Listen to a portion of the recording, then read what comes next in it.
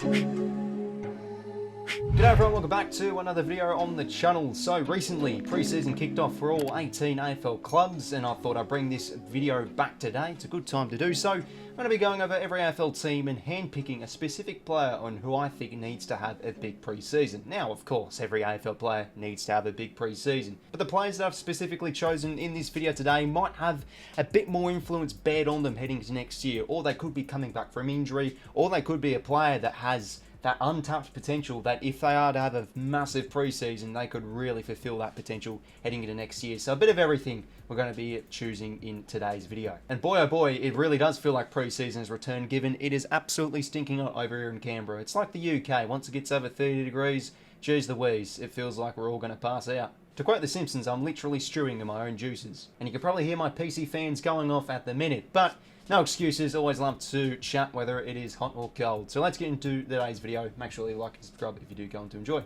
Okay, so let's begin as always with the Adelaide Crows, and I am going to be shining the spotlight on who else but Riley Thilthorpe.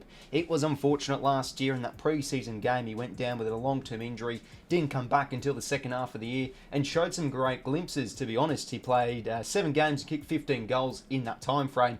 But whilst he was out with injury, geez, it felt like the gym was his second home by looking at how much muscle he put on from when he went out to when he eventually came back in. Taylor Walker's age in 2024 really showed for the Crows. He just wasn't able to reach the heights like he was in 2023. And Fogarty, he was a bit hit and miss in the first half of the season. He eventually got going. But they recruited well, the Crows, around the ground, recruiting like Neil Bullen and 𝐼𝐴𝐴𝐸 𝐸𝐿𝐼 and also James Peatling. But Thilthorpe's still the main guy. And he had some just really good contested marks and a few nice cameos in the back half of this year. And for him to have a big pre-season, he's that main spearhead. It's an absolute must for the Crows should they qualify for finals in 2025.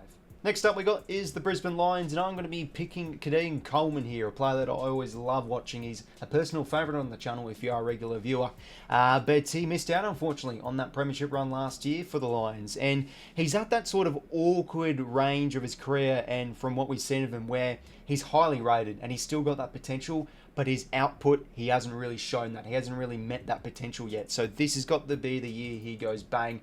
And he can't just assume he's going to waltz into the best 22. Of course, he's talented, but really needs to knuckle down this preseason, of course. He's a great kick. He had a great grand final in 2023, but since that, the ACL, hopefully he's recovered well from it, and he's going to be smashing out a big preseason, because you'd think 𝐸𝐿𝐼𝐻𝐿, he's what, 37 next year. They can't rely on him too much given his age. He's got to slot in nicely in that half-back line and show what his potential really is. A classy kick of the football, and could he accumulate a lot more in 2025?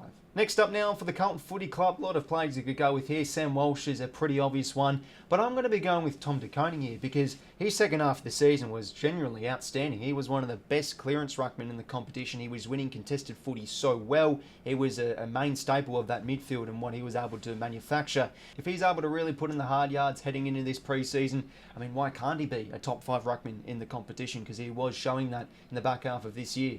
For the Collingwood Football Club now, it just has to be the barometer of the side. Jordan De Goey was absolutely hit by injury left, right and centre in 2024, and that really affected the Pies to get a lot of consistency and ascendancy in that midfield. They had to really rely on Nick Daicos to get all their contested possessions, all their clearances. But De Goey is that guy. When he is on song, he's one of the best clearance midfielders in the AFL. He was looking like an All-Australian halfway through 2023. It's an absolute must for Jordan De Goey to remain injury-free in this pre-season should the Pies make finals in 2025. He just is such an importance to them. Moving on now to the Essendon Football Club, and I'm going to be going with Sam Durham here, the mid-season draftee from a couple of years back, and he just keeps on getting better year by year. I thought he had a breakout year in 2024. He played more midfield, and I just love his attack on the footy. He's one of my personal favourites. He's also able to impact at half forward, kick some goals, you know, really gets going on the run forward of centre. And also I did see a couple of photos of him in pre-season. Looks like he's got quite a bit of a rig. So if he's able to put that to good use and have a solid pre-season, why can't he elevate his game in 2024? He's another one of these players where he has that untapped potential. I reckon he can go to the next step. The only issue is, though, I feel like Darcy Parish is sort of that issue in the team when you think about it on paper, because he can't really play anywhere else. And Caldwell had a big year, I felt, this year. They've got Setterfield as backup, Merritt in there too. So it's probably hard to see him be the main midfielder, but if he can just uptick those minutes in the centre bounces next year and really boss it in this preseason, why can't he go to the next level? I thought he had a really promising year in 2024, and let's hope he can elevate his game. Fremantle Dockers now, and I'm going to be picking the man that unfortunately missed out on the last few games of the home and away season this year, and it cost Fremantle a final spot. It was Josh Tracy. Outstanding season he had in 2024, kicking over 45 goals almost. All the attention and all the eggs I was putting into the GWS basket. I knew Tracy was this up-and-coming, good-looking player that was aggressive in the air, but he really took that to new heights this year. He looks like a bit of a younger 𝐼𝐿𝐼𝐻𝐼𝐿𝐼 with how he plays, the really aggressive ability to mark the footy at the highest point in the air. And I just think you probably trust the younger players like Brayshaw and Sarong and Hayden Young to keep on elevating their game. They've got a solid young core, but he's the one that really needs to just boss it this preseason. Can he kick over 50 goals? Can he continue to be that main looking key forward for the Dockers, or build at least a nice 1-2 punch alongside GWS? They've got two really talented key forwards, the Dockers. There's a lot of expectations on them as well to deliver in 2025, and I just think Josh Tracy's the one. If he can have a big pre-season, could he even push 60 goals? For the Geelong Football Club now, and I'm going to be picking a new recruit here, and I think this one is pretty self-explanatory anyway, given this guy did do his ACL last year. It is Bailey Smith, and already I've seen some videos of him training hard down there in Geelong, so he always is a very hard trainer. We've seen that the past few seasons, and he's got to get back to what he was producing at least in 2021 and a bit in 2022. High accumulating midfielder. Yes, he has his flaws, but he's an absolute workhorse, this man. And you can just trust this guy to go out and smash it in this preseason, but still want to shine the spotlight on him because he's coming back from injury. I think he can really be a huge influence in this Cats side with their run and carry game. Might allow Max Holmes to roam a little bit more freely at halfback, or will he join him in the midfield? He's a high prize recruit, and can he smash it in 2025, Bailey Smith? The Gold Coast Suns now is next up, and a few young players really do tickle my fancy. I mean, Bodie Ewland finished second in their best and fairest, loved his season, but I just have to go with Mac Andrew. He took some giant leaps in 2024. He was able to be, for a period throughout the season, like literally one of the best intercepting marking defenders in the competition. And then he was able to, in the back half of the last 8 games or so, play as a main forward. 𝐼𝐿𝐼𝐻 moved in there, kicked the winner against the Dons, had some nice cameos there, but he's just so talented and he's so athletic. And I just think it's a critical importance for this guy to continue to gain size and be an all-Australian calibre defender, or at least a utility. Why can't he be? They're stacked for talent in their under-23 department in the Gold Coast Suns, so I think Mac Andrew is definitely the one where you pick out of that whole group that really needs to knuckle down, hit the gym, gain on a bit of bulk in 2025. The GWS Giants now are next up to choose, and this one's a tough one. I'd love to go someone like a Finn Callaghan as that outright option because of the midfielders I lost. Isaac Cumming, James Peatling this year, and can he uptick his minutes a bit in the midfield? But I'm going to be going with Kieran Briggs because he was great as soon as he overtook, I think it was Matt Flint's spot halfway through 2023. And I thought last year, or this year, sorry, he was okay. But I thought he could go to the next level in 2024, and he wasn't really able to. And interesting, on the Giants' social media, I did watch a video of Adam Kingsley really putting his face into the fight, saying, mate, come back really sharp, and that's exactly what he did in first day of preseason, as the videos did show. So I really like him as a player, as that just beast that's able to find the footy well as a ruck. He's able to gain a lot of ascendancy in that clearance game too. And can he improve his tank? Can he improve his consistency? That's what let him down, I felt, a little bit in 2024. He's a big man, and can he have a big season in 2025? Kieran Briggs. For the Hawthorn Football Club now, and what I loved about their team this year is just an even spread of contributors. And because of that, it's almost hard to pick. In fact, it is a bit tricky to pick just one player here. You can say it for almost every type of player when you look at the list, but I'm going to be going with Will Day solely because he was injured again in 2024. He came back and looked like he didn't lose a beat in that Hawthorn midfield. I feel like he is, I'd say, their best midfielder. I know you'd probably say, but he's their best ball-using midfielder. He's just so clean with it. He's smart. He knows when to time his runs. He knows when to loop a hand pass over the top. And he's been struck with injuries in his early stages of his career up until now. So if he can have a fully injury-free pre-season and really smash out the conditioning, get a bit of bulk onto him, and really improve his durability, it will do the world of wonders for him in 2025, Will Day. For the Melbourne Football Club now, and in fact, I'd say this is probably the most obvious player to choose out of any player in the competition. It's Clayton Oliver. Just disappointing.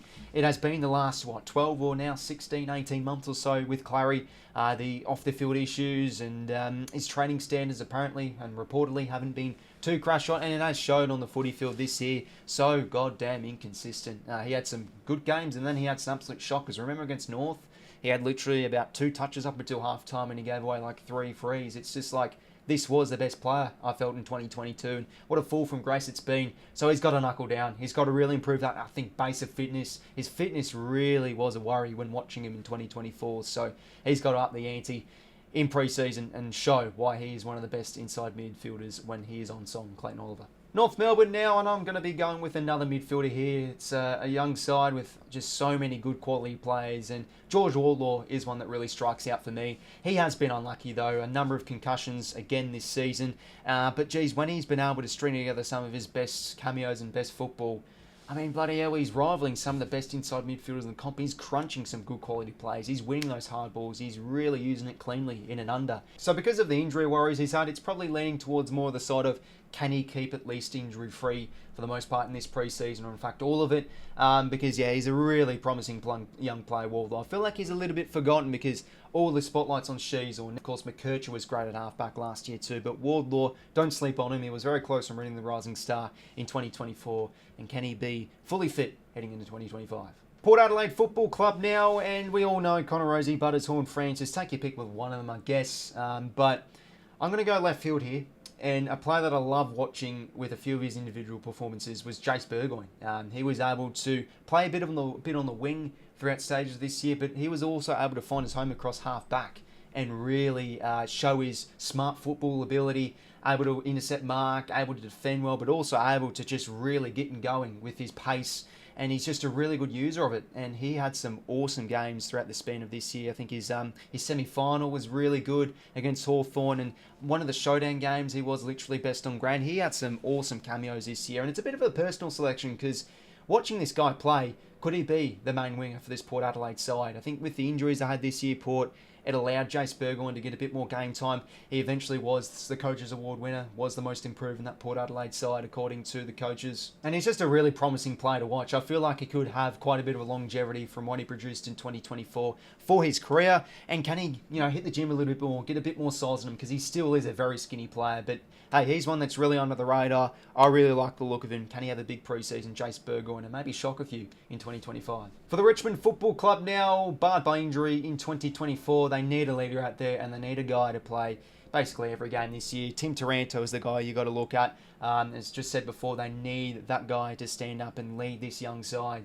How's it going to fare with all these draftees? It looks really promising for the Tigers, but it's probably going to be, you'd think, another year down the bottom 4, given the experience they've lost. But Taranto, he was a bit stitched up with injury last year. He had a nasty long-term injury in round 8 or so rounds in. But at his best, he's a high accumulating midfielder. He's a good quality inside mid, and he's got to really lead these young troops in 2025, Timmy Taranto, because he probably is, I'd say on paper, one of the best players on the team. So Tim Taranto got to knuckle down and really hit the conditioning well in 2025. For the St Kilda Football Club now, and they are now starting to draft well the last few years. 𝐼𝐻𝐿𝐼𝐻, 𝐿𝐼𝐻𝐿𝐼𝐻, 𝐵𝐿𝐼𝐻, Darcy Jones last year, and some nice draftees this year taking 𝘼𝐻𝐿𝐼𝐻 and also Toby Travalia. But there is one player that really does stand out for me, and then that just has to be 𝐵𝐿𝐼𝐻. It was really good from what the management did do, what the coaching staff did do.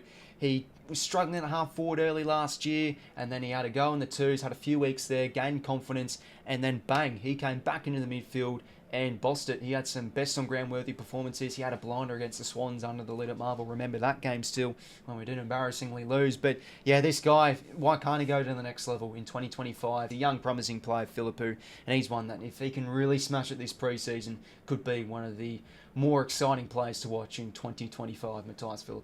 For the Sydney Swans now, and I'm going to be going with Callum Mills here. It is actually quite impressive the Swans were able to make a grand final practically without their skipper for the whole season. He did play a few games, I know, but he was so out of depth when he returned into that midfield. Because when you return at that point, you've got all these high quality midfielders that have got that game, that match fitness and that sharpness into them, whilst Mills came out really late. But he's a skipper. 2021, 2022, he was one of the best midfielders in the competition. And he's that general for the Swans. He's probably one of their better ball users. He sets up the play with his disposal. And it's just a critical importance for this guy to really smash it in the off-season. Because they need him back there in that midfield brigade. They can't rely so much on Heaney and Warner and Gordon again. He's got to really hold more of that influence and boss it in 2025. So the skipper, Callum Mills, he's got to return to that midfield and really dominate and have a big pre-season. Next up now, the West Coast Eagles, and I feel like going with Harley Reid here, but at the same time, it's only his second year,